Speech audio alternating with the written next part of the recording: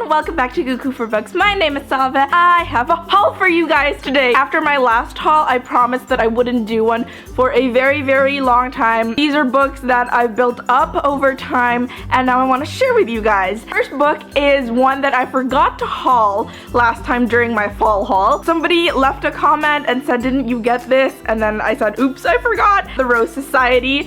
I finished this a while back. As you know, it's the sequel to The Young Elites, and it's the second book in the trilogy by Marie Lu. So this is one of the first books I got in this haul. Another book by a familiar author that I got was the Happily Ever After set of stories by Kira Cass. This is a collection of novellas set in the selection world, I think before, during, or after the main books.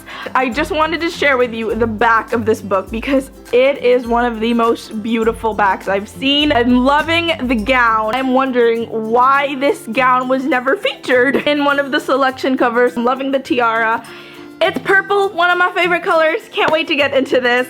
Next book I got was We'll Never Be Apart by Emiko Jean. I really love this book, and you'd think that if I really loved it, I would have done a review for it, but I haven't yet. It is a psychological thriller. It's a story about a pair of twins who were put into a mental institution after they were caught setting a fire. It's like partly told in present day and the other half is told in flashback, so you sort of get to know their backstory, how they grew up, and what led them to that moment. It's a very interesting book. One of my reading resolutions for 2016 was to read more local literature. The first one I did was a Wattpad novel, first published on Wattpad. Through popular demand, they made them into these little novellas.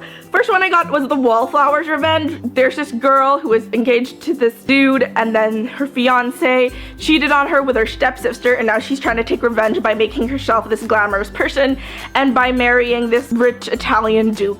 I sort of DNF'd this, or did not finish it.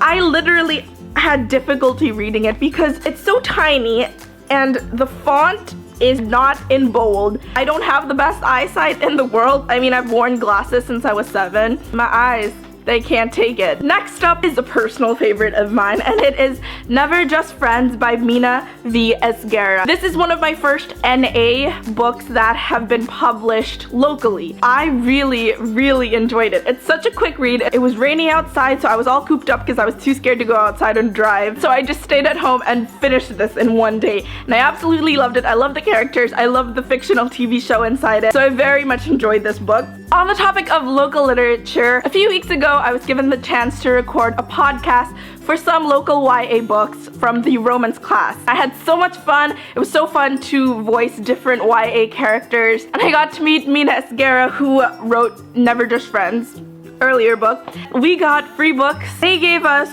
When Kokoi Became Kikai and Interim Goddess of Love. I'm really excited about this one because it is a trilogy, so all 3 books are counted here. It was also great to sort of get the book from the author herself and sort of have all this inside info about the cover and about the thought process that went through making the story. The last book I got on that mini local literature haul was a nonfiction book. It's Rizal Without the Overcoat by Ambeth R. Ocampo. He is an acclaimed historian here in the Philippines. I've heard so much praise about this book. I gotta start reading more local heroes, you know? Another book that I got not in a bookstore for this haul was 12 Years a Slave by Solomon Northrop. This is the book on which the Oscar-winning movie was adapted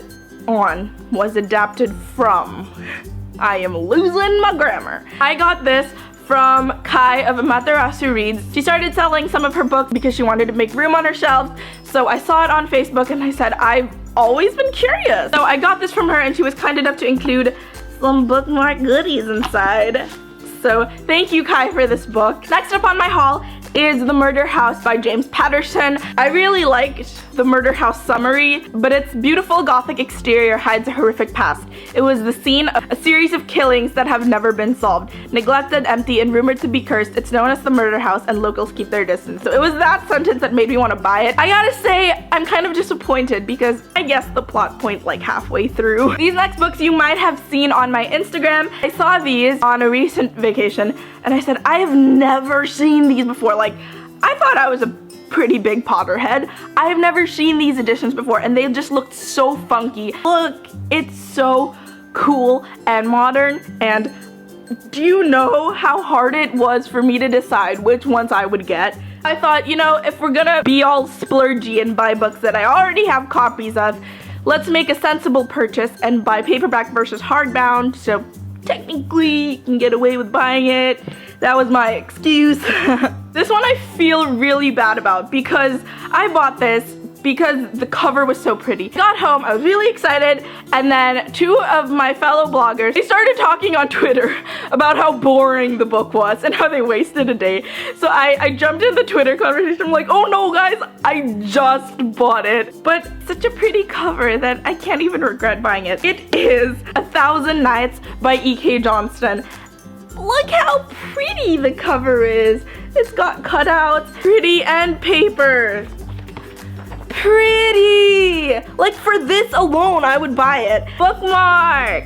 The next book is also by Kira Cass, like in the beginning.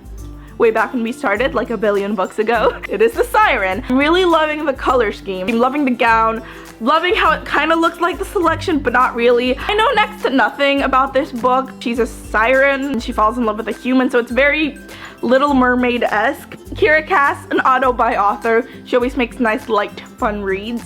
As of filming time, this just came out yesterday. It's After the Woods by Kim Savage. Is that not a stellar cover? It's about a girl who was able to escape from her kidnapper. Weeks or months later, somebody else disappears and she has to like delve back into her experience to help find whoever's missing. Next book is another book that I've heard nothing but praise about. It is The Shadow Queen by C.J. Redwine. This is a Snow White fairy tale retelling. Marissa Mayer blurbed it, and she is nothing if not a queen of fairy tale retelling, so if she gives her approval, then I'm good. It will probably be my next TBR. Not my next TBR, but my next. And now I will show you my next TBR. For sure, I have to do this because we are in a time crunch. Victoria Aveyard's books! Glass Sword is a sequel to Red Queen, which is the first book by Victoria Aveyard. If you haven't read it yet, it's high fantasy meets dystopian. I'm really excited to start this, so this is definitely what I'm reading right after my currently reading because I have to finish it before Victoria Aveyard gets here, guys. Part 2 of that is, of course, Cruel Crown. This is her collection of novellas. There are only 2 stories. I appreciate that you came out with a physical copy. I'm never gonna say no to that. To finish up my haul of my favorite auto-buy author / girl crush, Alexandra Bracken, and it is Passenger! Finally! I hear it is absolutely epic. Why wouldn't you end a book haul with an Alex Bracken book? First book haul of 2016, that is it for today's video. If you guys like to give it a thumbs up, don't forget to subscribe. You can follow me on Twitter and Instagram, both at Cuckoo for Books, and I will see you guys next time. Bye guys!